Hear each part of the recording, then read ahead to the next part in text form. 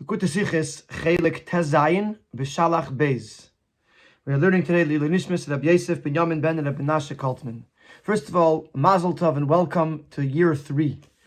It is an unbelievable schus that we are beginning year 3 of Project Likutei Sichos, the third cycle, the third round of learning through 2 sichos a week, approximately, with the goal of finishing the set of Likutei Sichos. Certainly by then, there'll be many more sichos to learn. But in the meantime, we are doing our little part. So if you've been with us for 2 years, stay with us. If you're joining for year 3, welcome aboard. This is an amazing experience. Begashmius and Beruchnius. So welcome aboard. Also, I should mention that we are in the middle of the kibush.com campaign fundraiser for Project Likutei Sichos. Please go to the website kibush.com and be mishtatev in whatever way you can, and this will give Project Likutei Sichos the ability to keep on going. V'yeser se'eis v'yeser oz. This sicha is actually, it happened last year also. We started a new year with a heavy sicha. This is all. It's a longer sicha. It's a Rashi sicha. That and then obviously it leads into a Yena Shel Torah, very geschmack, but to get started, I think it's worthy, it's kedai, that is, to look in the Chumash, even though it'll be spelled out on the Sikha as well, but to get the context of what we're going to be talking about today, it's worthwhile to look into a Chumash. I have a Chumash in front of me. I'm going to read to you from the Chumash. This is in Parshas Beshalach, in the beginning of Parshas Hamon, when the Yidden complained to the Eibishter that they need to have food. As Rashi says, Kala halechem, their bread finished. This is the bread that they took out from Mitzrayim, the dough that they brought with them from Mitzrayim. It ran out about 30 days after they left Mitzrayim. And now they're asking for more. So the Eibishter says he's going to give mon. And now I'm looking at Perek Tes Zayin, Pasuk Vav and Zayin. Moshe sail called they sold to the Yidden Erev in the evening. You will know that the Eibishter took you out of Mitzrayim. And in the morning, you'll see the glory of Hashem. Al Hashem, who has heard your complaints on Hashem. Who are we? What importance are we? We being Moshe and Aaron, that you should complain on us or to us. Then Pasuk Ches continues. Moshe says, now again, it doesn't say Moshe Aaron, just Moshe. Hashem will give you in the evening bread to eat, meat to eat. The lechem ba'boiker lizboya, and bread in the morning to be satiated. Hashem has heard your complaints, that you are complaining on him. Who are we? Of what importance are we? Don't complain to us. Your complaints are on Hashem.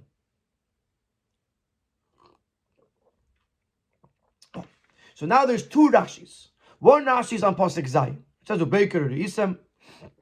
So he says that when he says Isem, he doesn't mean that you're going to see Kved Hashem, the Ananei HaKavod, that Kavod Hashem. But he's telling them like this. And I'm reading from Rashi. In the evening you will know that Hashem has the ability to give you, to fulfill your desires. Ubasar yitin is going to give you meat, but not with a shining countenance, not with a happy face. Because it was an inappropriate request. As we'll see later, this means that bread is not that meat is not a necessity. You don't need meat. And from a full stomach, meaning to say the Yidden had other behemoths, they had meat. However, but the bread which you asked, which was a necessity, when it comes down in the morning, you will see the glory of the light of his countenance, of his face. He'll bring it down to you in a loving way. In the morning, when you still have time during the day to prepare it, and there'll be dew above and there'll be dew below, like a neatly wrapped package. That's the first Rashi, Pasuk Zayin. Then you have Rashi in Pasuk Ches. He says, I'm starting in the middle of the Rashi. Why did Hashem give them bread in the morning and meat in the evening? The bread that was asked appropriately, legitimately, that is, because a person can't be without bread. So therefore it was given in the morning. But the bread that was asked was an illegitimate request. They had a lot of behemoths. Additionally, they could survive without meat. And therefore he gave it to them in an inconvenient time, in an inappropriate way. So these are the two Rashis, these are the Psukim, and the Sikha is going to discuss primarily why, number one, why does Rashi say the same thing twice? Seemingly a very similar thing, Rashi saying it twice. And number two, why the Rebbe is going to point out the differences, the nuances in the Rashi, and is going to address why there are differences in the first time Rashi says it and the second time Rashi says it. And he's going to give us an incredible answer that is going to explain that there's two different messages here that are being given to the Yidden, both of extreme importance, and therefore each time the Pasuk speaks and each time Rashi speaks is tailor-made to the specific message that Pasuk or that Rashi is trying to bring in this picture. So let's begin and let's do this inside Sif Aleph. In Pirush Rashi and the Heintik Seder Gefim and Advar we find in Rashi of this week's Seder a surprising thing. Rashi stellt sich up auf denselben Linien zweimal. Rashi focuses on the same idea twice. Chazat iber noch einmal atil von dem Friedrich in Pirush mit alle Pratim repeats a part of a previously said explanation with all the details. Und in Zugab zu dem in zwei Psukim welche stehen gleich eine nach dem zweiten. Additionally, these are in two Psukim that are one right after the other, if they were in different parshas or further away. So you could say Rashi is reminding you what he spoke about earlier. But here it's two Psukim, one after the other. So not only is Rashi repeating himself, but there are two Psukim right next to each other. And here, and this is what we're going to talk about. In Enfer of the Tlunis from the Eden Nachten Vikala Alechem. In response to the complaints of the Yidden after their bread finished. If only we died in Mitzrayim when we were sitting on a pot of meat, we were eating bread to satisfaction, to satiety. Zogter pasik vayemer meishav Aaron kol bnei Yisrael erev v'yadaitem ki Hashem hoitziaschem eretz Mitzrayim ubeker rismus k'ved Hashem v'sham yislu nesechem al Hashem v'gemer. Moshe and Aaron speak to the Yidden. In the evening you will know that Hashem took you out of Mitzrayim. In the morning you will see the glory of Hashem, who has heard your complaints. Rashi Masbir. Kach amar lehem erev v'yadaitem ki acheles v'yadilitim tavaschem ubasar yitein ach loy v'panim iris yitenu lachem. This is the Rashi that I just read to you, that in the evening you'll know that Hashem is able to fulfill your desires. He's going to give you meat, but not with a shining countenance. It was an illegitimate request, and it came, or an unnecessary request. And Mikeres Meleya, and it was from a full stomach, means to say you already had the meat. However, but the bread that you asked, that was a necessity, when it comes out in the morning, you'll see the glory of his face. It'll come down in a way of, in a loving way, in the morning, when there is time to prepare it, and neatly wrapped in the dew. In the pasuk lach nachtem state, and then the next pasuk says, "Vayeir Moshe b'seis Hashem lachem be'erev basar lechem." The lechem ba'boiker lisboya b'shmoya Hashem es l'neseich ma'ashatem elinim alav. And Moshe speaks to Hashem, Moshe to the Yidden, and says that Hashem is going to give you meat in the evening to eat, bread in the morning to be satisfied, because Hashem heard your complaints that you are complaining about him or on him. Fragt Rashi.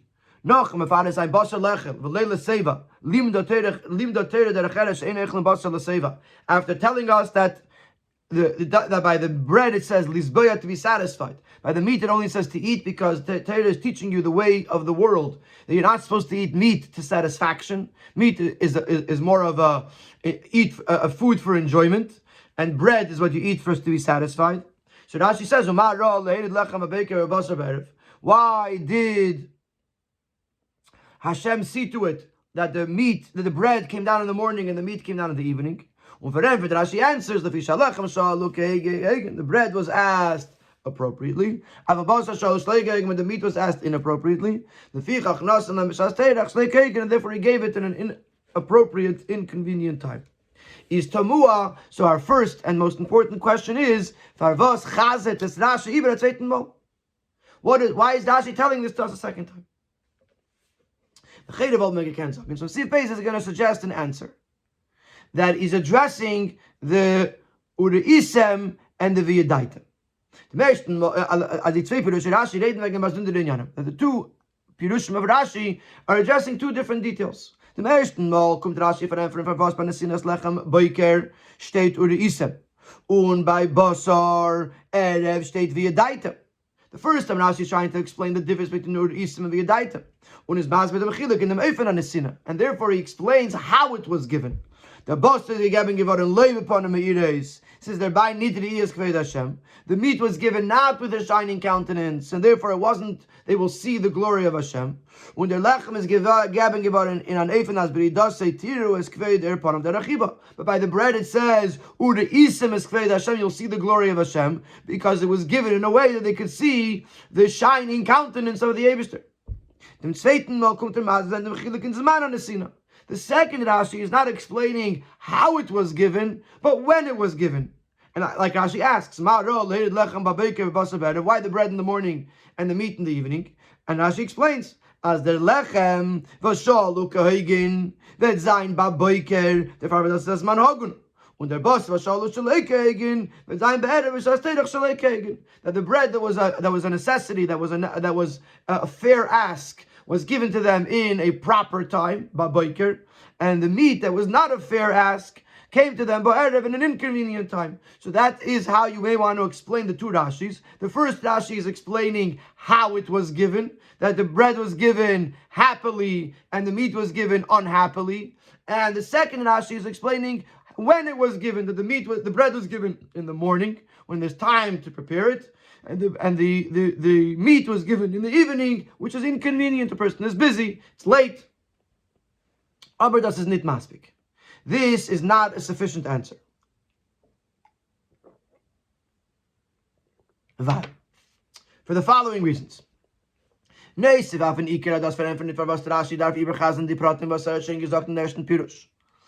the Shelas Lechem is going Kegen and the Shelas Basar like Kegen. First of all, it doesn't answer why Rashi repeats details that were already in the first Pirush. Rashi already told us, because he was trying to explain to us according to this answer how it was given. Rashi already says that the bread was an appropriate request and the meat was an inappropriate request. So it still doesn't answer why Rashi has to repeat that in the second Rashi. But in addition to that, we have a greater question. Von dem, was Rashi sagt, gleich in ersten Pirush. As va'alechem sheshaltem letzerich. The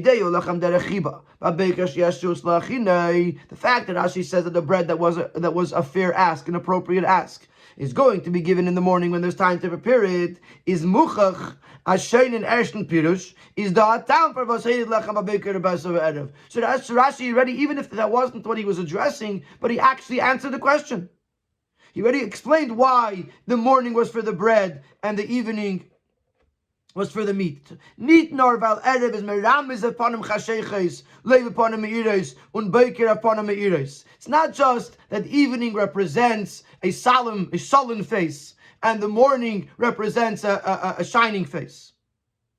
Nor taket zu lieben selben in was Rashi sagt in zweiten Pirush, but rather it's connected with what Rashi said in the second Pirush. As boiker is as man v'syesh los lachine. It's not a euphemistic connection that evening means dark and morning means bright. It's a practical connection. In the morning there's time to prepare. Von dem is Shem b'meile verstandig, as the geben basar be'erev, is weil als tetzah von leiv upon him, it is in nenelochem, is there's man and a sin, azav, as demelt is nitakesh shlachine.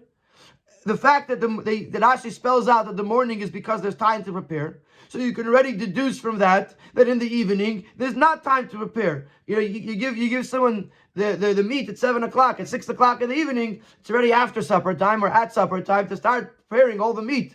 Yeah, it came slov. It came living, alive birds. You have to shecht it, you have to salt it, you have to cook it. When are you going to eat supper?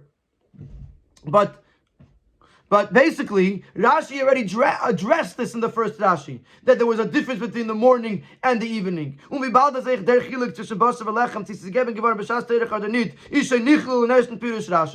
Rashi already included this, even if it wasn't his intent, he was trying to explain according to this reason how it was given, not when it was given, but he already addressed it. He already spoke about the fact that there's a difference between the morning and the evening. Is hadar. So the question comes back. Why does it have to be repeated in the second Rashi?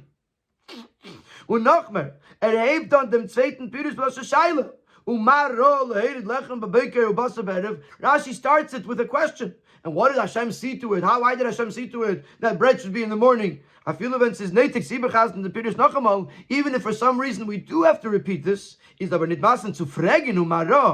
fit to ask the question. It's just the previous pasuk he answered this question. So even if Rashi for some reason has to repeat it, how could he repeat it with a question of umara?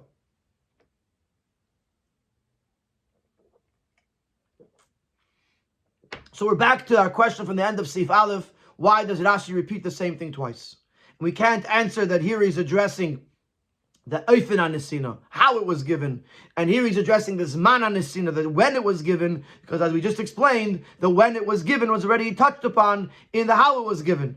So really there's no Chiddush, there's nothing new that Rashi is introducing in the second Pirush seemingly. And therefore, not only do we not understand why Rashi has to repeat it, we certainly don't understand why Rashi introduces it with a question of Umara, which was already seemingly answered in the previous Rashi. Sif Gimel is going to address differences, nuances in the wording of Rashi. In the Tzei Pirush Rashi is that in Echda Kama v'Kama Shinuye v'Duk Yukadushinis. There's various differences and nuances in the two Pirushim. Is the Shaila Klolis. So first we have a general question. What is there time for the Shinuye v'Duk? Why is there a difference? Do we have these various different differences in the two Pirushim? In other words, if Rashi has to repeat himself, I don't repeat himself. But why would he start changing the words and specific differences? And not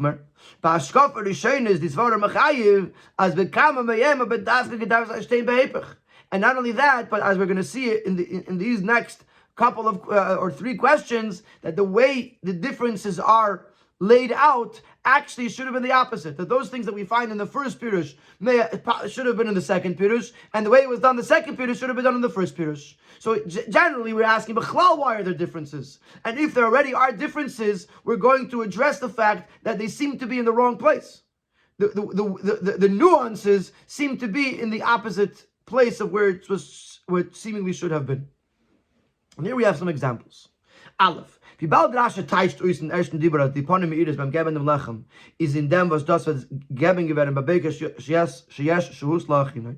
Since in the first Pirush Rashi explains that the shining countenance of the Eibishter by giving of the bread was reflected in the fact that he gave it in the morning when there's time to prepare. So you should have also said, with regards to the fact that the meat, which is not with a shining countenance, is in them that the meat is being given in the evening in an inconvenient time. Rashi doesn't mention it in the first. He says that it's going to be upon amiris. In the first time, he says it's not going to be with a shining countenance, but he doesn't mention when it was going to be given. So the Chayra, why does he not mention it? Especially since he mentions about the bread that it'll be given in the morning when there is time to prepare. So why by the meat does he not say that it's going to be given in the evening when there isn't time to prepare? Base. The Pashtus is the Seder. Usually the Seder would be that first you tell over something with all the necessary details. Then if you have to repeat it, you can suffice with a shorter version. Both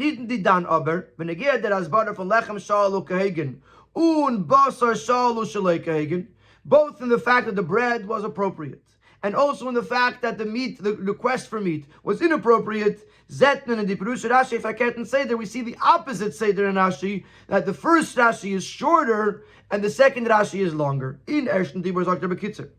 As Alechem Shashaltem Litzorich. He says the bread was a necessity. Ubasa Shaleka Hagen, Shaltamaise, the meat was asked inappropriately, Umikeres Malaya, from a full stomach. Which is a very concise way of telling us what's going on. In Zweiten Dibur is Rashi Meirachum Asber. In the second Dibur, Rashi elaborates and explains. Shalechem Shaluk Hagen, Rashi adds the word She'i Efsher Leil Adam Lelechem, a person cannot survive without bread, which is an extra explanation that wasn't in the first Rashi.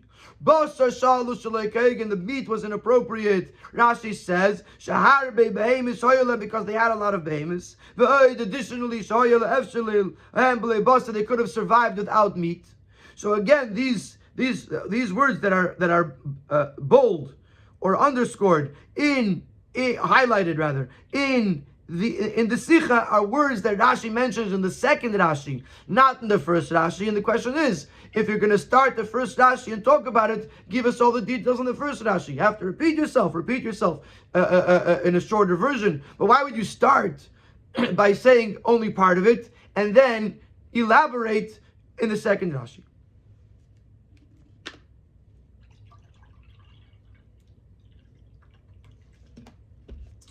Question Gimel. In ersten Dibur is Rashi Masber frier wegen Basar and danach wegen Lechem. In the first Dibur, the first Rashi first explains the Basar and then the Lechem.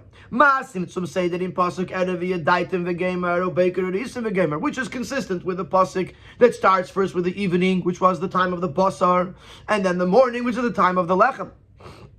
But in the second Dibur, Rashi changes the order and he asks first he asks about the bread in the morning, and then he asks about the meat in the evening, and also in his conclusion, in his response. The bread was an appropriate request, and then he talks about the meat, which was an inappropriate request. So why did he change the order? In the first Rashi, he starts with Basar and then Lechem, because that's what the pasuk starts with Erev and then Boiker. In the second Rashi, it changes the order. Ube Yoiser Kasha, and this question is even greater. Thus is Heipich, when the Messiah and then pasuk Gufa, the very pasuk that Rashi is coming to explain, says B'teis Hashem Lechem Be'erev Basar Lechem und danach Lechem Be'Baker Lisbeya. The pasuk itself starts with Basar and then goes to the Lechem. So not only are we asking on Rashi, why does Rashi change the order from the first Rashi? We're asking Rashi himself, compared to the pasuk, is changing the order. So this is one set of questions. Now we have another few questions in which we're going to compare the first dibur and the second dibur. In other words, these questions we're saying that there's certain changes that in the second dibur should have been like the first dibur. Now, b'chlal, we're going to see differences between the two pirushim of Rashi, and we're going to ask, why does Rashi change from one to the next? Neither of them was in Zweiten Dibur is Rashi and Mer Meidach wie in Ersten. Besides the fact that Rashi elaborates on the second one over the first one, with regards to when Rashi discusses the meat, there are additional differences in the verbiage of Rashi, and because of that, in the understanding of Rashi, as follows: Aleph von Lashon Rashi in Ersten Dibur. That it was inappropriate request and on a full stomach. Is muchachas umikeres meleya is nitkenes in his town for vozir shaila shaleika hagen. That mikeres meleya is not explaining why it was shaleika hagen. Rashi is saying shaleika hagen. Shaltma say because it was mikeres meleya. That atam noisif for vozir shaila basa nitgeteikt. It's an additional problem. When we first was on the masber, mit shaleika hagen mit Rashi the shaila is ben shaleila tzayich.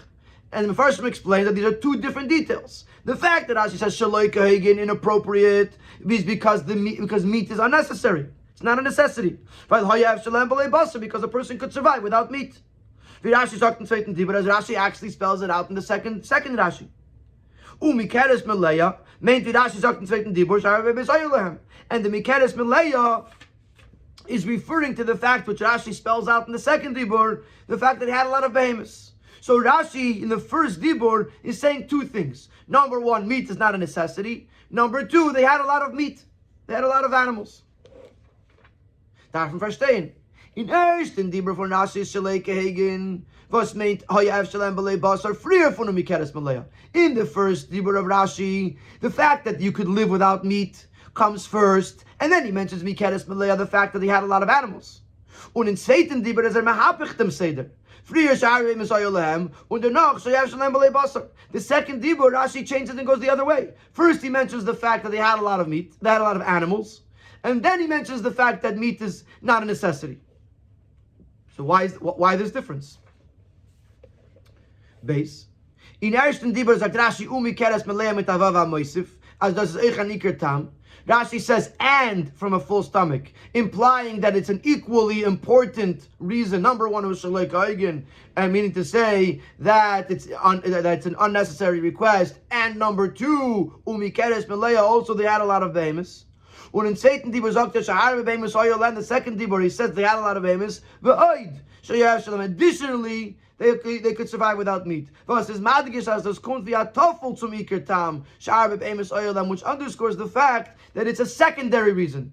So we have to understand why is that? Why in the first Rashi does Rashi place both reasonings as equally important, and in the second reason, second Rashi, not only is Rashi changing the order that Harbe Behemis Hayulam comes first, but the fact, that the Harbe Hayulam comes first, but the fact after the Lei Basar, Rashi says V'oid as a secondary thing and not even as important as the first one. So in the second Rashi it comes second and of secondary importance.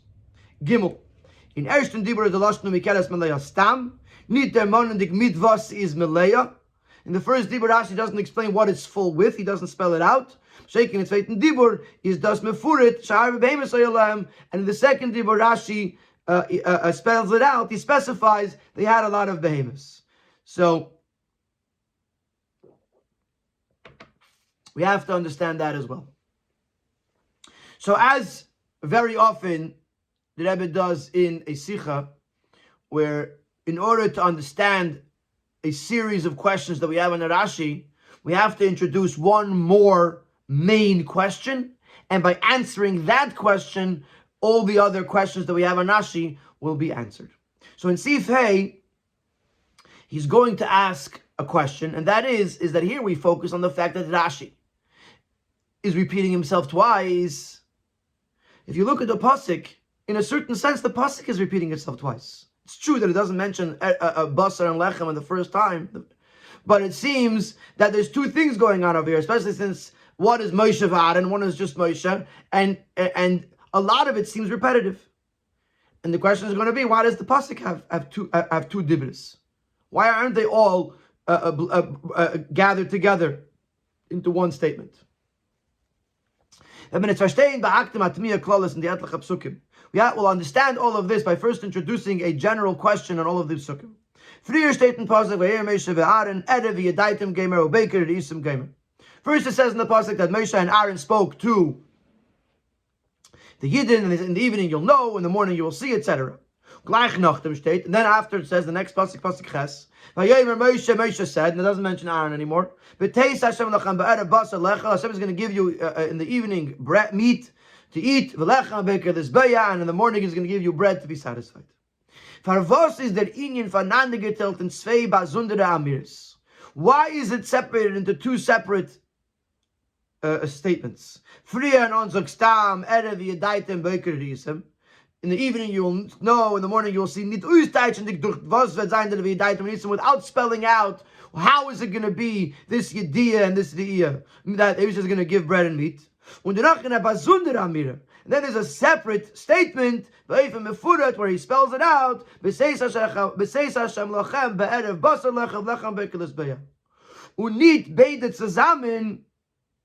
In ein Dibur, why couldn't it all be in the same thing? Hashem is going to give you meat in the evening, and you will know that Hashem took you out of Mitzrayim. And Hashem is going to give you more meat, bread in the morning to be satisfied, and you'll see the glory of Hashem. Why couldn't it be one statement? Even though we find sometimes you give an intro statement where you start introducing something in a more general sense, and then you go down into the details. Here you can't say that that's the case. Weil Wollt men versport die ganze zweite Amira durchzugeben, first of all, you would have spared yourself the whole second statement if you just would have added a few words into the first statement.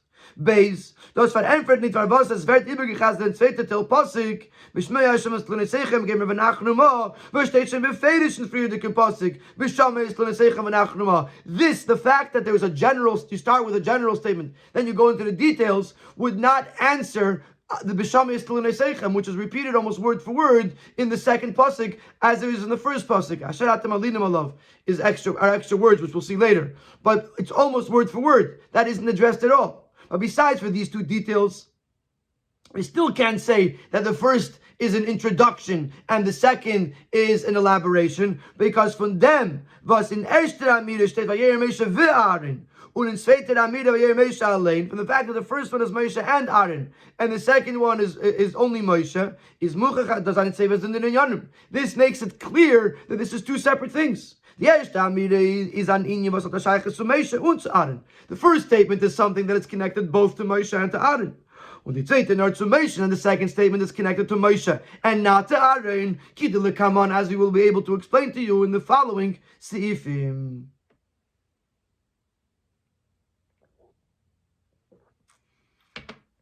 So this last paragraph seems like it's part of the question.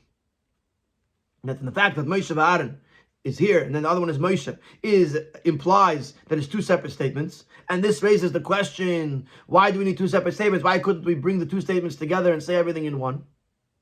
But also, it's the beginning of the answer.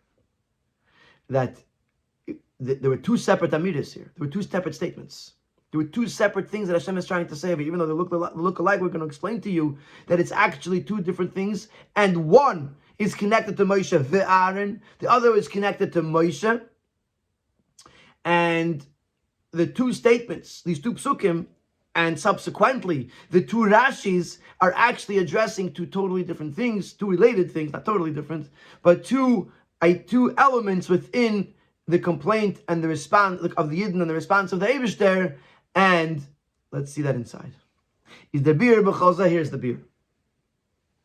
In their call is dikir is laden us from the Yidden to libdem vas kol alechem, and the general complaint that the Yidden complained to the Eibishter the fact that the meat was finished, that the bread had finished.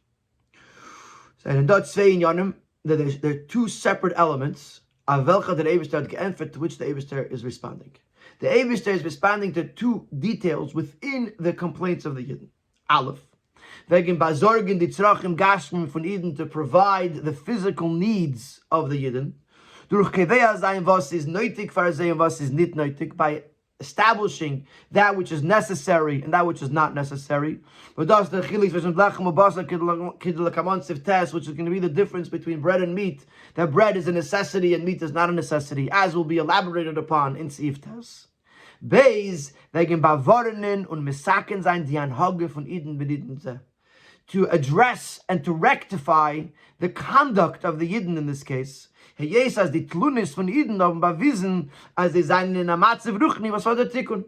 The fact that the Yidden complained to Hashem displayed that the Yidden were in a spiritual state that necessitated rectification. The Yidden, the required rectification, the Yidden were complaining to Hashem. After everything that they experienced, Yitzhak Mitzrayim, Kriyas Yamsuf, they're on the way to Matan Torah, they're complaining. Tlunis. This shows that the Yidden were in a Shvala Matzav, they were in a low down place. So the Eibishter is trying to address, number one, their needs, and number two, their conduct. And this is the general differentiation and distinction between the two psukim, the two statements, and subsequently Pirush Rashi, the two Rashis.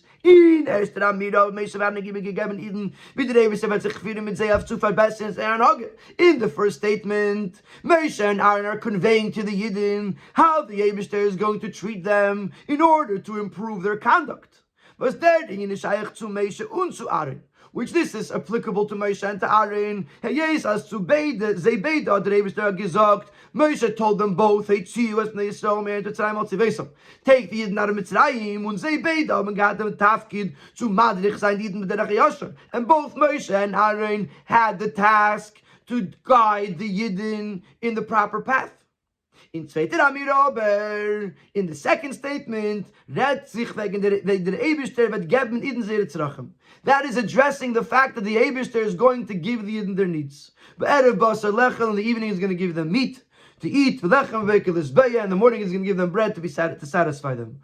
And their physical needs, material needs, is shaykh to Moshe. This is Moshe's thing, not so much Aaron's thing. Is the Rei Yisrael was bazark Yidden. He is the shepherd who provides the Yidden with their needs, with their provisions. Kasher Yisa, even as a yenik, like a nursing mother carries the baby. Und der Far hat nicht kein Ort, as the Inyan from Beseis Hashem Gamer, Basar Gamer, Belechem Gamer, so stay in the Reshta Amira. That's why you can't fuse together the two statements, and you can't bring up the meat and the bread in the first statement. Over there he's not discussing the provisions. Over there he's giving them a reproach. He's giving them guidance as to how to improve their conduct. So the fact that they're going to get bread and the fact that they're going to get meat is not relevant. So there's two separate statements. In the first statement, the Eibishter is addressing their conduct. In the second statement, he's addressing their needs. And to explain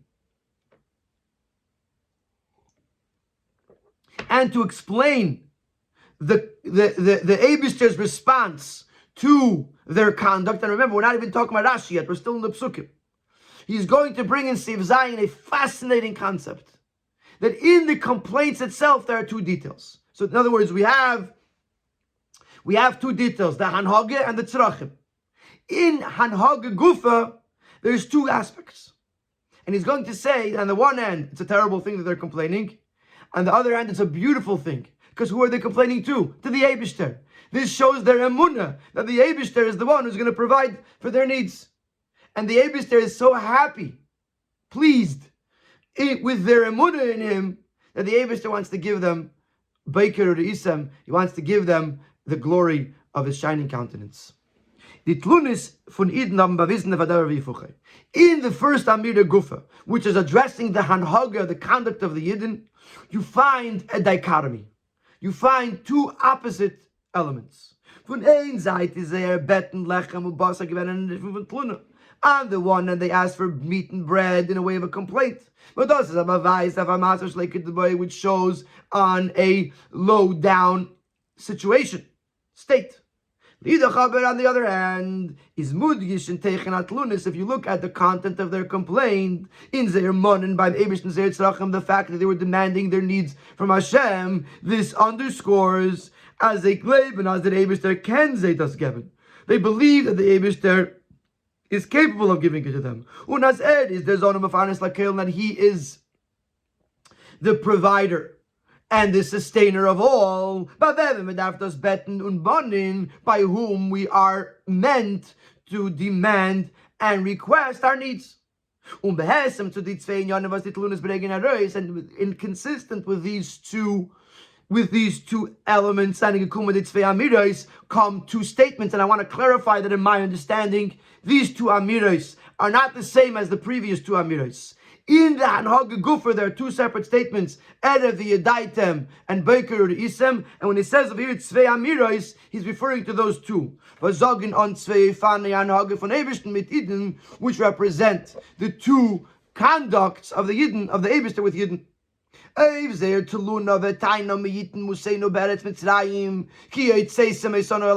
fact that the Yidden complained and claimed, if only we would have died in Mitzrayim, you, Moshe Varen, took us out into the Midbar, is given the answer for this. The Eibishter says, the evening you will know that Hashem took you out of Mitzrayim. The Eibishter is going to negate this argument that the Moshe and Aaron took them out of Mitzrayim. And then he's going to prove that the Eibishter took them out of Mitzrayim. And that he is leading them through the Midbar. And in response to the fact that the Eibishter, that they're demanding by Hashem that he should provide for their needs, he should sustain them. In which this expresses their faith in him. Then the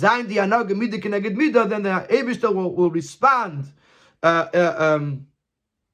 reflectively that you will see the covenant of Hashem, they'll actually see the glory of Hashem. Before we summarize, let's learn the next two paragraphs where he says like this. Der Mit ist verhemfert, was die Werte beschamme ist, l'nesechem al Hashem stehen be'emshich zu beker ismas kved Hashem. This will explain an odd thing in the pasuk. The second pasuk Zayin, says in the morning you're going to see the glory of Hashem who heard your complaints. If they're complaining, they shouldn't get to see the glory of Hashem. Nor, with these words, Moshe and Aaron are highlighting the Zufriedenkeit von Eibishten beim Herren in Seire Tvias. The happiness, the pleasure of Hashem beim Herren in Seire Tvias. When he heard within their complaints, within their demands, he heard their emunah, as is their zanim afanis lakel, was dav ze zustellen ze tzachim who has to provide their needs. When their father is in Kedeshim, and therefore Hashem is going to show you His glory. So let's go backwards for a second. In the second Amira, they're talking about the provisions, the needs of the Yidden. So he says, "V'seis Hashem lachem v'seis Hashem basar." Hashem is going to give you bread. Hashem is going to give you meat. It's not good. You have what you need. We'll soon talk about how it was given, when it was given. But the first Amira, Hashem is addressing their behavior, their conduct, their complaints, and in that itself there are two levels. First of all, the Eibishter focus on the fact that they're complaining. The fact that they're complaining is a problem, and therefore Hashem is going to prove to them that the Eibishter, that He's in charge. Like we'll see later, that's going to be connected to the Basar. And then the fact that they complained to Hashem, which shows that they believe in Hashem, this is going to bring out the Baker or the Isimis Ked Hashem. They'll see the covenant Hashem, which, as we'll see later, will be expressed in the Lechem, in how the bread was given. So we now understand at least why in the Psukim there are two Amiras, there are two separate statements. And we also understand the two levels, the Erev, the Yadaitem, and the Beker Urisim. Sivches is going to take us into the Rashis. Al Pikol Anal, with Venem Verstandig, the Chilik zwischen the Tzepir Rashi Anal, Behessen zum Chiluk Anal zwischen zwei Amiras. The differences in the two Rashis will be consistent with the differences in the two Psukim. In Erster Amira, in the first statement, is it Rashi Uysin zum Mevayer sein? Rashi is coming to explain to us the Shayches von V'yadaitem or Isem. The Tzvei Eifane Anoga von Eibishten mit Eden. The Rashi is trying to explain the connection between number one V'yadaitem, number two Uri Isem. Zu die Tzvei Nesinis von Basar and Lechem, to the two gifts of bread and of meat. Was the far is Erev Davka V'yadaitem durch Nesinis al Basar, and that's why the bread is in the evening. Ubeker Davka Uri Isem durch Nesinis al Lechem, and the morning, the vision, the seeing is through the bread. And we'll get to the second Dibra, second statement, second Rashi on the next page. Now we're discussing the first Rashi. The first Rashi, the purpose of the first Rashi is to, because being the pasuk didn't say anything about bread and meat. So the pasuk says in the evening you're going to know, in the morning you're going to see, but we don't know how and what. So Rashi is trying to connect the two. But remember that this pasuk is talking about the Yidden's conduct, not so much about the Yidden, about what Yidden's needs. So therefore the Rashi is going to be speaking within the context that the Eibishter is responding to their conduct, and he has to rectify the fact, and he has to address the fact that they, one, complain to Hashem, number two, believe in Hashem. And this is what Rashi says.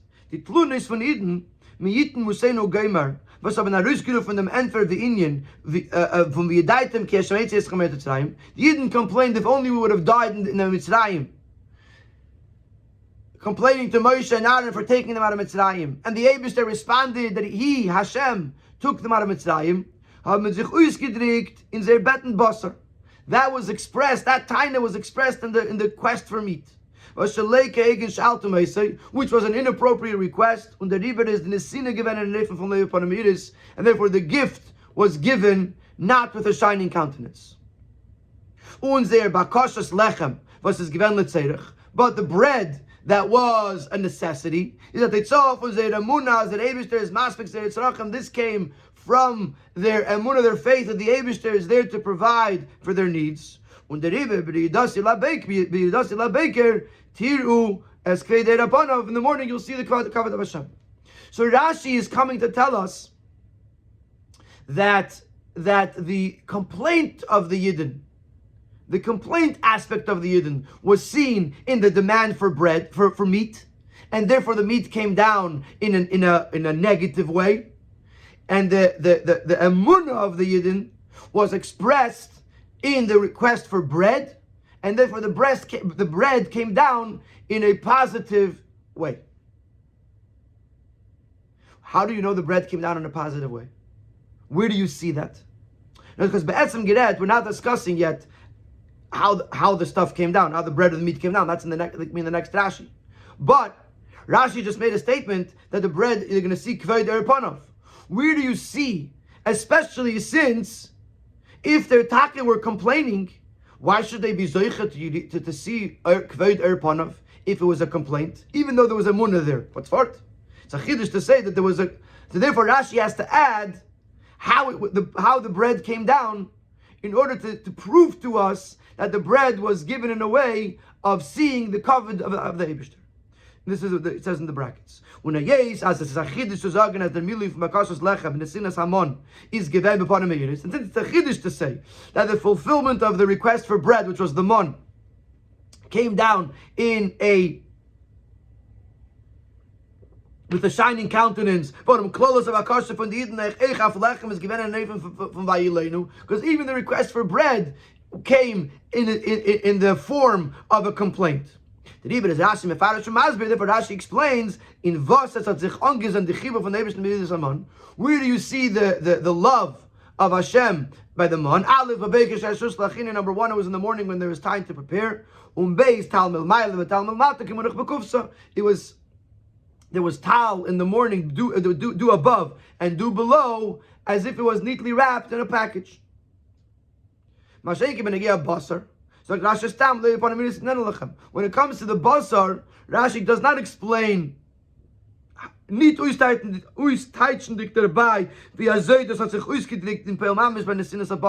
doesn't explain how you see the loiv upon him, the fact that the bread was given without a shining face, shining countenance. Because this pasuk is not really addressing how it was given. Only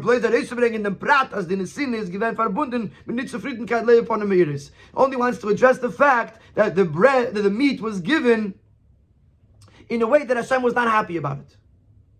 So by the bread, he had to explain it, because otherwise you wouldn't know that Hashem was happy. But by the meat, he doesn't have to say anything, because how the meat was given is not being addressed over here.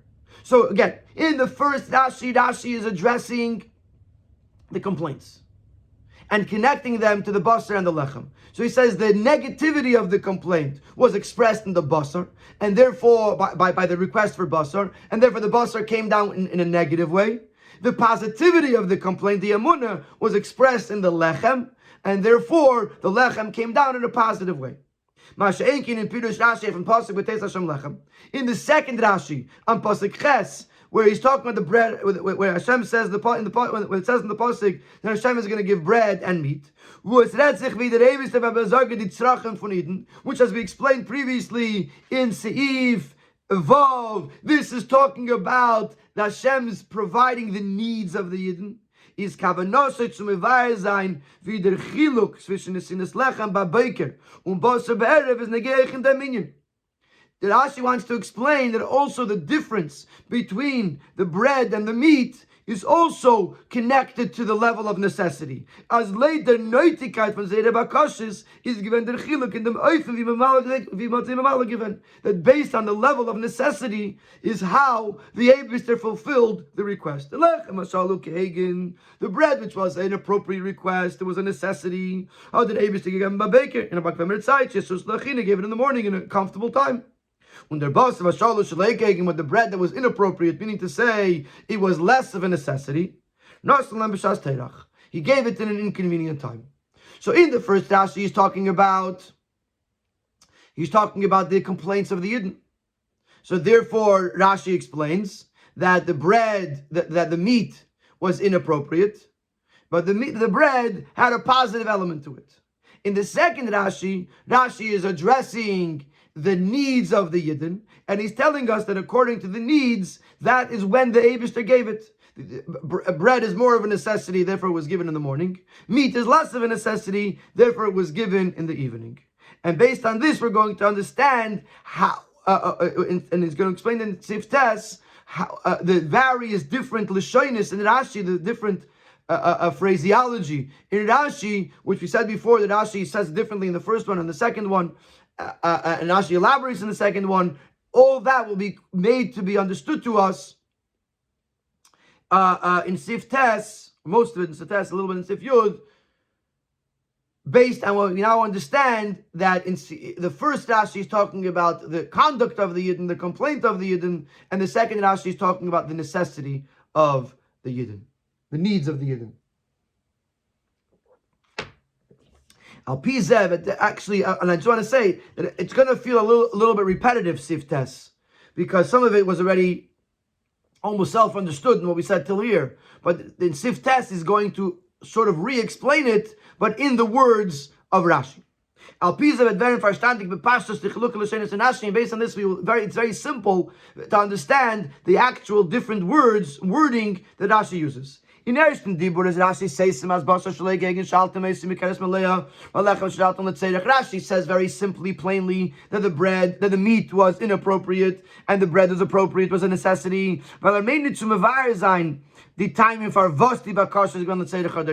He's not explaining why it was a necessity. In the first Rashi, he's just framing the question, the request. The shaylas lechem is given on inyan. So the request for bread was an acceptable request. The Bible says letzedach because it's a necessity. Therefore, it brought about that you will be able to see the glory of Hashem because it was a fair request. Und the shaylas basar is given aleph shalekekim mit tluna. The request for meat, number one, it was in a complaining way. So it was inappropriate. Beis bikeres meleya was betten basar b'shas mata keres meleya, which to ask for meat when you have a full stomach, weist of a shvalam atzav, shows in a very low down state. When the river das gebracht to lay upon a midas, and therefore it brought that the way the Eibishter should give it should be in an unhappy way. In other words, in the first Rashi, when he says Chelek Hagen, it doesn't mean, according to the Sikha, that it was something that bread is not a necessity. Like he's going to say it in the second Rashi, and like we said earlier from the Mefarshei Rashi, that they tied Chelek Hagen, that actually allowed them below. That's what he says. He says Chelek Hagen, that it was with a complaint. That's how he tied Chelek Hagen. Because again, the whole first Rashi is addressing a pasuk that is talking about the fact that the Yidden behaved inappropriately. So he says the bread that is not considered inappropriate because it was a necessity, therefore it came with Isin Sked Hashem. The meat was A, it was a complaint, and B, it wasn't even a good complaint. It was a complaint that when they had the meat, which shows on an even lower situation that the Yidden were in. And therefore, the Eibishter responds in a negative way.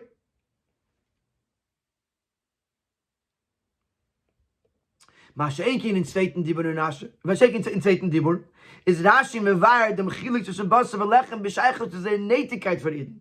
The second Rashi is coming on the second pasuk, or the second part of the psukim, which is addressing the needs of the Yidden.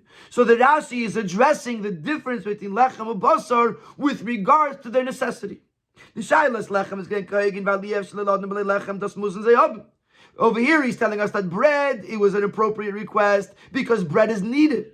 Bread is a necessity. Und the Shailas Basar is given Chelek Kahegin Val Harabem is Ayolem. And the request for meat was not a fair request because they had a lot of behemoths. Says the talking sibut to give as a basar as achvaz yabishin. There's no need to give them meat if they already have it. Und the nachas Rashi Moshe v'oid. So yo yashalem v'lei basar. We asked this in the questions that the oid seems secondary, but now it makes a lot of sense. In the first Rashi, where Rashi is just talking about the negativity of their complaint, so Rashi is bringing two different reasons, equal reasons, why their complaint was negative. Number one, it was in a complaining way, and number two, they already have meat. Mikeres Malaya. But in the second Rashi, where he's addressing the necessity, then the main reason is that the meat is not necessary because they already had it. They already had the behemoths. They already had meat. So the whole question, the whole request was Shalei L'Tzeich. Shalei Kahegin. But then v'oid is another element to it. Even if they wouldn't have had behemoths, still the request for meat is not so appropriate. Compared to the request for bread. Because meat is not a necessity that you can't live without. It's possible to survive without meat. So now that we understand that the second Rashi is addressing a totally different issue than the first Rashi, we understand why Rashi is Meirich in the second Rashi, because he's discussing the different types of necessities, and we understand why Rashi puts the Hai Behemoth Hoyulam first, which was one of our questions, because that was the main point of why it was an unnecessary need, because they already had it. Besides the fact that the meat is a luxury, not a necessity. Now, in Sif Yud, he's going to answer why one of our questions was that in the first Rashi addresses first Basar and then Lechem, and in this second Rashi addresses Lechem first and then Basar. So he's going to address that, and he's also going to address the Umara. We said, why does Rashi say Umara? Ask the question, why did Hashem give them meat in the evening and bread in the morning? If Rashi just answered it in the first Rashi. So that isn't answered yet, because even though Rashi is addressing two things, it still already addressed the fact that the meat was in the evening and the bread was in the morning. So we still don't understand why he says Umara. So in Sif Yud, he's going to be addressing those two things. Number one, why does Rashi mention Lechem first and then Basar? And number two, why did Rashi say Umaro? So he says like this in Sif Yud. The time of the Tzvei Sugi Nesina, Be'erev Basar and Ashas Terach, Lechem Ba'boiker. The fact that there was two different types of giving, that there was meat being given in the evening, which was an inconvenient time, and bread being given in the morning, which was a good time, is mudgish in Hamshech HaPasik B'shmoya Hashem L'Neseichem Asher Atam Alinim Alav. In the second Rashi, in the second pasuk, meaning to say the second time it's mentioned, it's a pasuk Ches, he adds the words Asher Atam Alinim Alav. In other words, in the first pasuk, the first time was pasuk Zayin, it said B'shamei L'Neseichem Al Hashem V'nachnu Ma, etc. In the second pasuk, it says B'shmei Hashem L'Neseichem Asher Atam Alinim Alav V'nachnu Ma, etc. So in this pasuk, we're going to see why there were certain things in the morning and certain things in the evening. And he explains as follows. B'shmo Yashem es l'unei seichem, as the nekudas habakasha von Eden is a zavos reibish der hertun nemt on kinal siv zayin. The fact that Hashem could hear and accept the complaints is a nesinas tamav b'seis Hashem goymar v'lechem ba'boiker. This is a reason that the Eibishter gives bread in the morning. The fact that you are making others complain, as Rashi explains that the word Asher Atem Alinim Alav means that you, the complainers, are causing others to complain to Hashem, which calls out the negative conduct of a Yid, is their time of Be'erev Basar and Ashas Terach. That's why the bread, the meat is being given in the evening in an inconvenient time. In other words, until Sif Yud, we spoke about the shining face, the what's the lashon?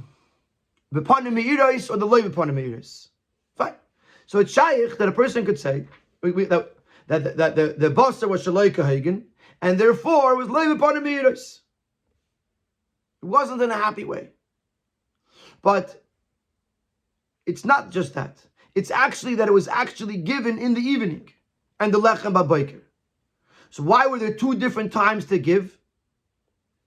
So this he explains now that the pasuk b'shamay Hashem estalunei seichem, the Eibishter heard within the complaints the fact that he didn't believe in them, and therefore he accepts the complaint and he gives them bread in the morning.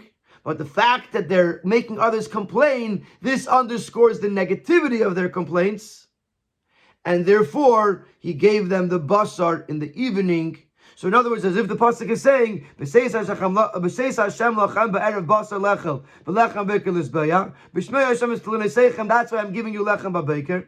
Asharatem alinim alav. That's why I'm giving you basar ba'erev. Now, Pizeh kemen zagin. So now you can understand. As the Fall is Rashi ma'apich dem Seder in Zweiten Dibur. Ma'ara lid lechem ba'beker under noch basar ba'erev. The Rashi mentions lechem first and then basar. Well, das is behesam from Seder b'pasik et hamachiluk. Because this is consistent with the pasuk that's explaining the difference of the reason. B'friya b'shmoya Hashem, the time of lechem ba'beker. First, the pasuk says b'shmoya Hashem, which is the reason for lechem ba'beker. Und danach hasharatem alinim alav, the time of basar ba'erev. Now that you understand that Bishmaya Hashem Estalunei is going on the lechem, and Hasharatem Alinim Alav is connected to the basar, now you understand why lechem comes first and basar comes second. Und mit Nepach HaSeder. And the fact that Rashi changes the order, Rashi is coming to clarify as Umaro is nita shaylu is verd barashin. The Umaro is not Rashi's question on himself. I mean to say, not Rashi asking on the situation, but Rashi to say for Emper the Shaila in Friedrich and Pasuk in Alsif base. No, it says the kilo with the Shaila is a tale from Pasuk. Rashi is explaining that the Pasuk is asking Umara as follows. After the Pasuk tells us that in the evening the Eibishter is going to give us meat, and in the morning he's going to give us bread. Now comes the question: why is the bread being given in the morning and the meat in the evening? Und die kasha b'ikara is, what is actually the question primarily? Not simply why is this in the morning, this in the evening. What's the connection? Which you're going to say that this is a comfortable time, this is an inconvenient time. No. Since the Eibishter accepted their complaints, he gave in to them. After their bread finished, when the fire zogt, and he said, I'm going to rain down upon you bread, without mentioning the meat at all. They should have done it right away. Not waited until the morning. So Rashi says that the pasuk is wondering, why did he wait till the morning to bring them the bread? And since the bread and the meat came from the same place, why is the meat not being given together with the bread? So it's two questions. Number one, why is he waiting till the morning to give the bread? And then why is he waiting to the evening to do the meat and not do the meat the same time as the bread? Is the pasuk mevayer? And therefore the pasuk, the Bishmaya Hashem Estalunei Seichem is an explanation. Bishmaya Hashem Estalunei Seichem, das meint, wie Rashi is masbir, as the Shelas Lechem is going koigin und der Ribere gegeben geworden bei Beiker. That the request for bread was proper, and therefore it was given in the morning. So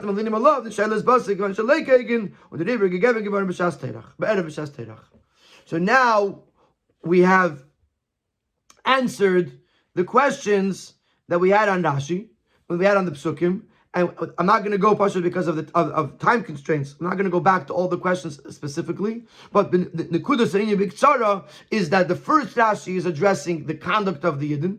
And therefore, Rashi speaks more bekitzer, because what's relevant to know is that basar was shaloikahagen, and therefore Hashem gave it with an unhappy way, and the lechem was kahagen l'tzoyrech, and therefore Hashem gave it in a happy way, and Rashi proves that it was given in a happy way. And the second Rashi is addressing the necessity of meat and bread, and therefore he elaborates with regards to prove that lechem is more necessary than bread, that lechem is more necessary than basar. And Rashi explains that the pasuk is telling us why Taka did the Eibush to give lechem a baker and basar be'erev, because the lechem was an acceptable request, and therefore it was babaker. Shaking the basar was asherem alinim alav. It came from a negative place, and therefore it was given in a negative way and in a difficult time. Now we come to Yeina Shel Teira. The Yeina Shel Teira is merumas in the Pirush Rashi. We're going to go into understanding the connection of lechem and basar in our lives. Lechem represents nigla, but nigla the Teira, but as mon, it's the nigla, the fusion of nigla and nigla the Teira, pnimis Teira, and basar represents pnimis Teira on a higher level. And we're going to understand what does it mean Chelek hagen. And then at the very end of the Sikha, there's a beautiful, beautiful conclusion about the difference between then, the time of the Yidden going on Mitzrayim, and the time now, with regards to our quest to learn and understand Pnimi Yisatera, which is the quest of Basar. Just hold on to your horses. The Chelek between Lechem and Basar Slav and Pnimi Yisis. The deeper difference, the deeper level, the difference between Lechem and Basar. Lechem is nigla the Teira. Lechem bread represents, lechem is basics. Lechem represents nigla. Und slav, was is min oif v'shamein me'oid. Slav, which was a type of bird that was a very fatty bird. B'chin is shemen, which represents oil. Shemen shebet Teira is pnimius Teira, the deeper secrets of Teira. Und in dem gufe rozei de rozen de reise, the secrets of the secrets. Yain is rozen de Teira, and shemen is rozen de rozen. Und der Inyan von Shemen, wie is in B'chinas Basar, and fattiness of meat meant as the rosin, the reise kommen herab in an Eifen da Achille, Havone v'asage was dann das Atam und Geschmack. Fat, Shemen, is tasteless. Shemen represents rosin the Teira, rosin the rosin, but Shemen in Basar represents the Pnimius HaTeira, the way it is internalized by the person, and in a way that he could enjoy it, which is the secrets of Teira, the way they come down into Havana v'Hasaga, into the understanding and the comprehension of the individual. And in this case, we're not talking about regular lechem, we're talking about mon, which was bread from heaven, and therefore it also represents pnimis Teira, is the achilek between the mon and the slav. There's going to be a difference between mon and slav. Der mon, was ist der Ragekommen als lechem, was weiß kein auf nigla de Teira, it does the darge pnimis Teira, was ist im lubish nigla de Teira. The mon, that even though it came in a Shemayim, but it came down to this world as bread, represents pnimis of Teira, the way it comes down into nigla de Teira. Mashaking the slav, was ich kommen dik lamata, is a given begili and atzir von shemen, shamein me'oid. But the slav, which even as it came down into this world, came down in a fatty form, meaning to say it was a fat bird, fatty bird, is a pnimis Teira mitzadatzma. This represents pnimis Teira on its own level, not the way it came down into nigla de Teira. The mitzvah verstehen the chilukin zwischen mon and slav, and based on this, the fact that mon is pnimis Teira, the way it comes down in nigla de Teira, and slav is pnimis Teira, the way it remains removed from this world, will explain to us two differences in the practical between mon and slav. Afal pi as der mon is eich aleph. Afal pi as der mon is eich beim shechos el lamata verblieben am hus. Was is nit as gebunden mit geder makom ugvul, even though the mon, even as it came down into this world, remained an entity that was not so defined by space, by area, and therefore a person couldn't take more and a person couldn't take less. Whatever a person took, it always came home the same oimer per person. But there still was a measurement. There was an oimer per person. By Slav we don't find a measurement that was a maximum or a minimum that anyone can take. There was no amount. Because since Nigla Torah is Torah the way it comes down in a measured form for us, is move on the echte dargi from Pnimis Torah was Malumish Nigla hatten sich amidu gvul. So even Pnimis Torah, the way it comes down into Nigla Torah is going to be in a measured way. Therefore, the mon came down in a midu gvul. It came down Eimer Lago Geilis. It was an Eimer per person. But if you look at Pnimis Torah, the way it is on its own, not the way it comes down into this world, is that there you see the infinity of Torah. And therefore, the Slav, which represents the Pnimis Torah Mitzad Atzma, had no measure, had no amount. That's one difference. Base, another difference. Even though the impact of the mon was also happening on Shabbos, therefore since Shabbos is also connected to Pnimis Torah, is a snarvas and amshacha lamaila is given b'Shabbos. It's only that lamaila, the mon, was also coming down on Shabbos. You read the lamata al lechem, but the way it came down into this world, that's bread as sustenance, was specifically in the weekdays. The mon didn't fall on Shabbos. Rashi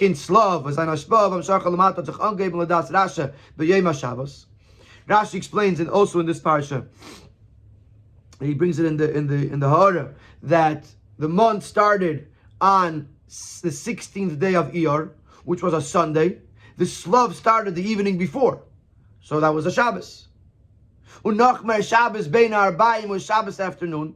This man from Raiva deriving the time of which is known kabbalistically as Raiva deriving. But in Shabbos Gufa is there is man from Shabbos Shaykh by from Yuchot of Pnimis Torah, which we know that the time of Raiva deriving, the end of Shabbos, is out of all the rest of Shabbos is the time that is mostly connected with Pnimis Torah.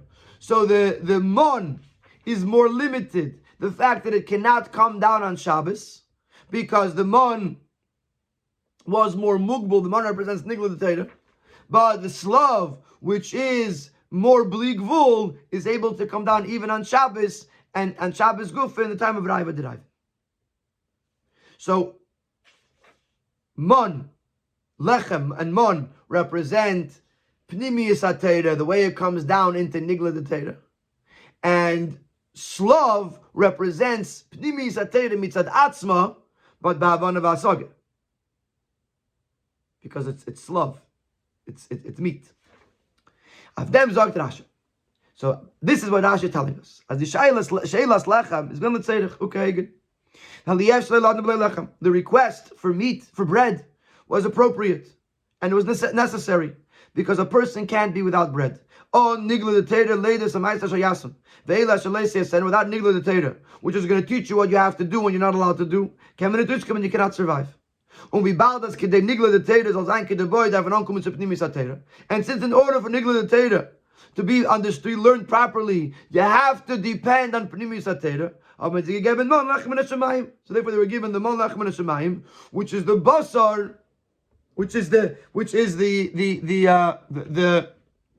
Pnimis Torah, the way it comes down into Nigla Torah. Nigla Torah is the necessity, and Pnimis Torah is how Nigla Torah is learned.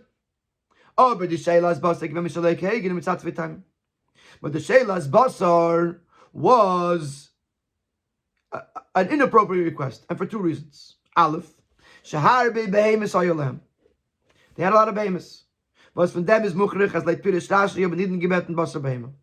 From this we understand that they didn't ask. They got slav, which is a bird, but they asked for cow meat. Was is chumri beyeser, which is very coarse.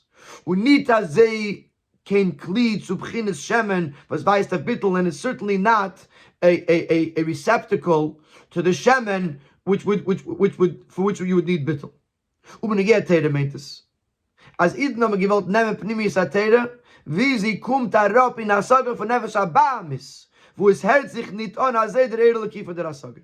What the Yidden were asking for was to be able to draw down the Pnimis HaTeira in a way that the Nefesh Abamis should understand it. In order for the Nefesh Abamis to understand it, you would have to strip away the godliness of the idea in order for the Nefesh Abamis to understand it. And that's why it was an inappropriate request. The fact that they asked for Basar Behema means they wanted the Nefesh Abamis to understand the Edelkeit of Pnimis HaTeira, Mitzad Atzma. That's impossible, or less possible. And in brackets he adds, Under Farat man sie gegeben Slav, min oif. That's why Taka they didn't get Basar Behema. Basar Behema they would have never been able to work. They were given a bird. Basar Eif is nicht as achomri wie Basar Behema.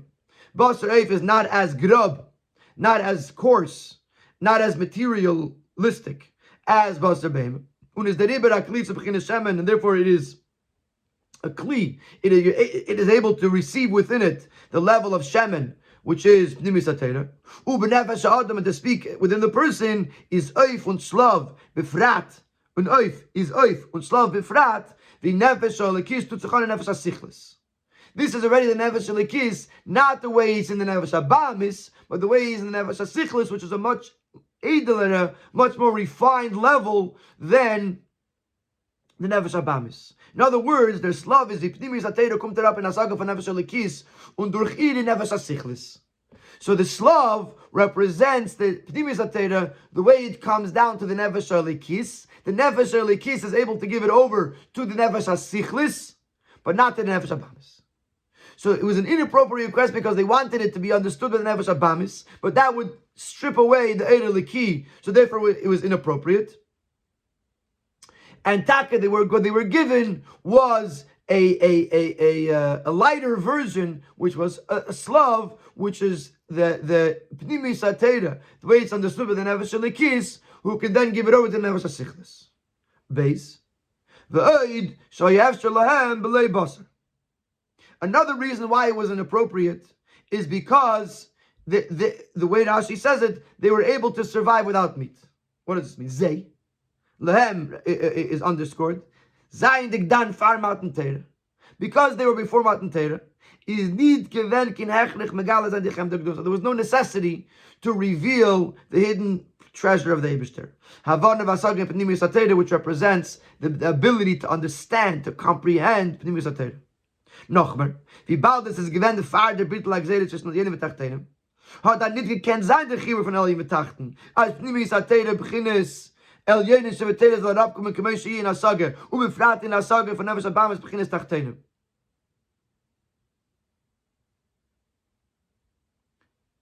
Just debating if I should translate, if I should read weiter, because the end is...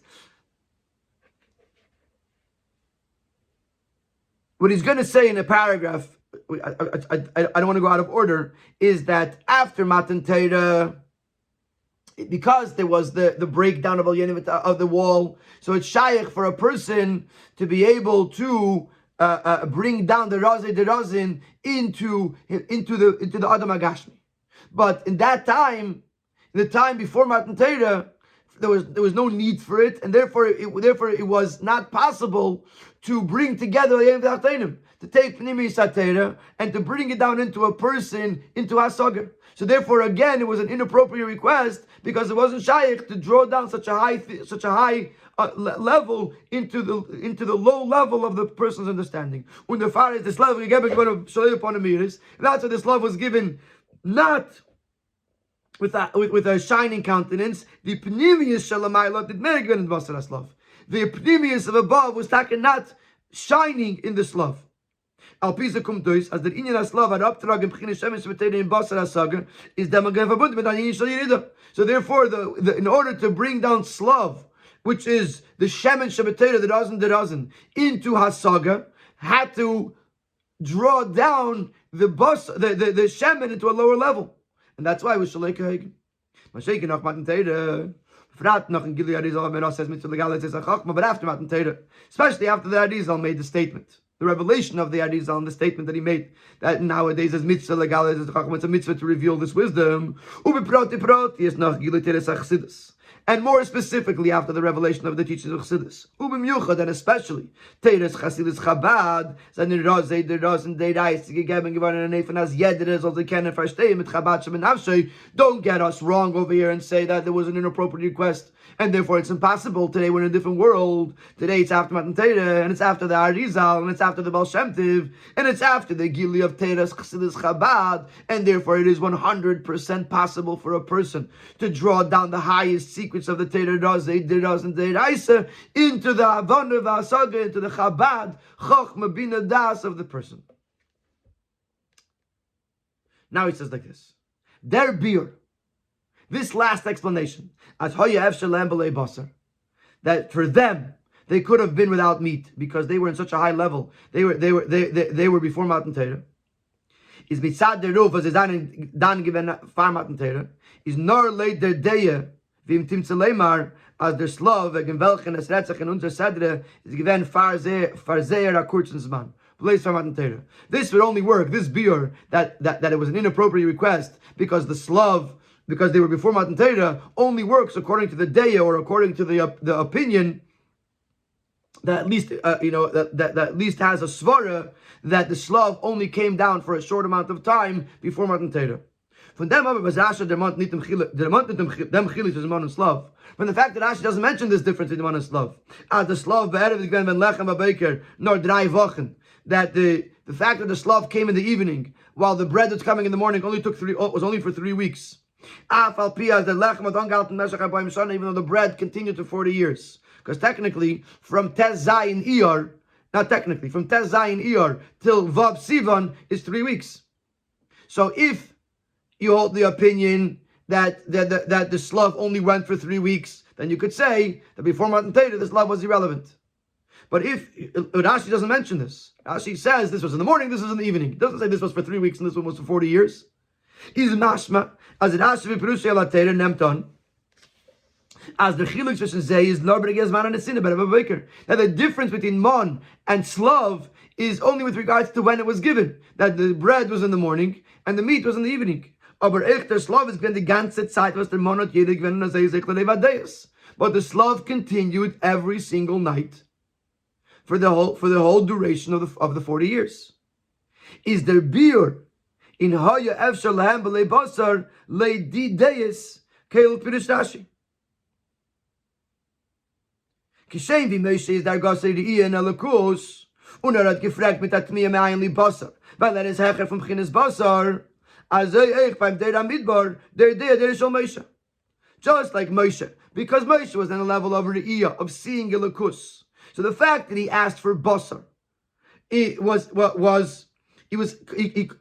couldn't understand Me'ayin Basar, because Basar was on so much of a lower level than him. He was seeing Alakus. He didn't need basar. The same thing applies to the whole der. They were Moshe's der deya. They saw Elokus. They then given a room getting for the Anania covered. They were surrounded with the Anania covered. Then given Deira Midbar Bechinas Machshava. They were on the level of Machshava. Is Bazei the Indian from basar Kelel basar Aslav Havana Vasagan Elokus and Indian Shalid. For them, wanting to understand instead of seeing is a descent. In other words, the first beer that we gave, the fact that before Matan Torah you couldn't bring down a P'timis HaTorah Tavan of Asaga, that works only if you say that the Slav stopped Matan Torah. But if the Slav continued after Matan Torah, then why is the Slav an inappropriate request? For this we have to give another beer. And that's the beer that he just gave in this paragraph. That Moshe said Me'ayin Li Basar, because Chassidus explained Moshe was a level of Re'iyah. So therefore Havana Vasaga was a descent for him, was low down for him. Same thing with the whole dirt. The whole dirt, because they were Moshe's people, they were on a very high level. They were on a level that they could experience the Lukus and the level of Re'iyah. So for them to say, I want to understand, when you could have the vision, is a Yeridah. Und das ist echt, was man sagt, as der Slav is gegeben geworden b'shas Terach. That is why it says that the Slav was given in an inconvenient time. Legabe the ian elukus is a saga ninyan for tircha. With regards to seeing a lukus, to have to understand is a tircha. Why do we have to go learn about it if you can actually see it? So this is the Chassidish Shabir, the Ein Shel Torah, on this back and forth over here. First of all, he explains what's the difference between lechem and basar. That lechem represents the nigla de Torah, or the pnimi Torah, the way it comes down in nigla de Torah, and the basar represents pnimi Torah mitzadatma. And this is why the mon, number one, came down in a specific measure. And number two, it didn't come down on Shabbos. Mashein came, the Slav was unlimited, and it was able to come down on Shabbos. This explains why lechem is letzerich, because nigla de Torah is a tzerich, and Primis HaTorah within Nigla Torah is how Nigla Torah is learned properly. Mashein Kain, the request for Slav was inappropriate.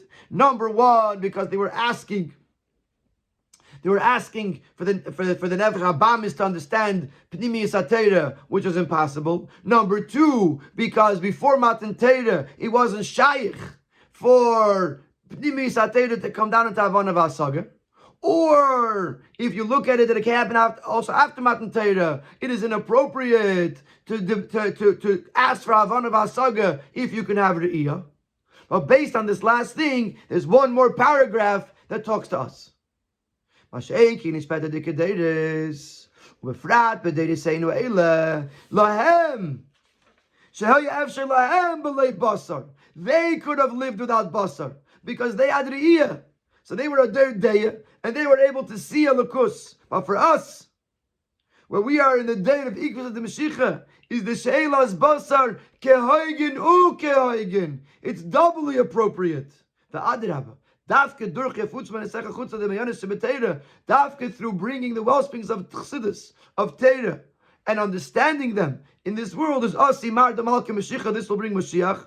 Ubeloshn Arayim Heaven in the Loshn of the Zayar. Bahai Chibura Dilach. With this book, with this sefer of yours, Sefer Hazayar, Yivkein Beim in Galusa Berachami. This is how we will come. We will be taken out of Galus with the Eibishter's mercy. So today we shouldn't say that Pnimius HaTorah is a Shalu Shalei Kehagen, because in that time they were on such a high level they didn't need it. But today we need it, and we have and ask the Eibishter that help us that we should understand Chassidus. We should be able to learn Chassidus and understand Chassidus. Is Kehoigin U Kehoigin. And this is how we're going to bring Mashiach.